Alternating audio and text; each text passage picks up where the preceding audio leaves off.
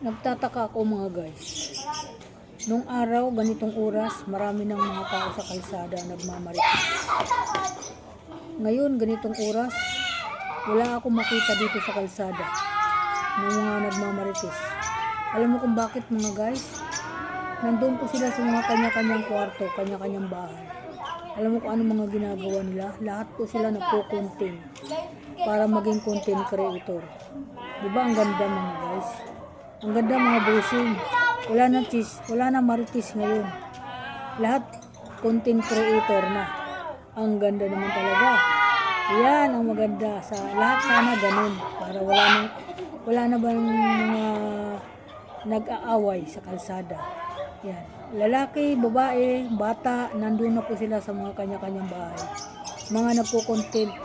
Kasi po, malay mo, kumita, di ba? Nasa loob lang ng bahay, nagkakaroon ng blessing, di ba? Napakaganda ng ginawa ni Facebook. Ganda talaga. Hangang-hanga ako sa kanya. Wala akong masabi. Totoo yan. Sobra ko siyang idol. Yan mga guys. Yan. Kung ako nga lang, isang may karamdaman, napalakas ni Facebook at ni TikTok. Diba, napakaganda. Napakagaling talaga. Hangang-hanga talaga ako sa kanila. Wala akong masabi sa mga ginagawa natin libangan. Napakabubote. Napakagaganda. Lahat tayo. Yung pangit, gumaganda. Diba?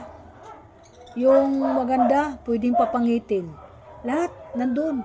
Wala na tayong mahanap sa sobrang talagang galing ng atin ngayon. Napakaganda. Yan po. Kaya hanga-hanga. God bless po sa lahat. Magandang hapon. Mga guys, ayan. Thank you so much. Isang update ko lang to. Maganda po. Bye-bye. Ingat po ang lahat. Baka dumating ang ating bagyo. Ingat po ang lahat. Thank you so much. God bless.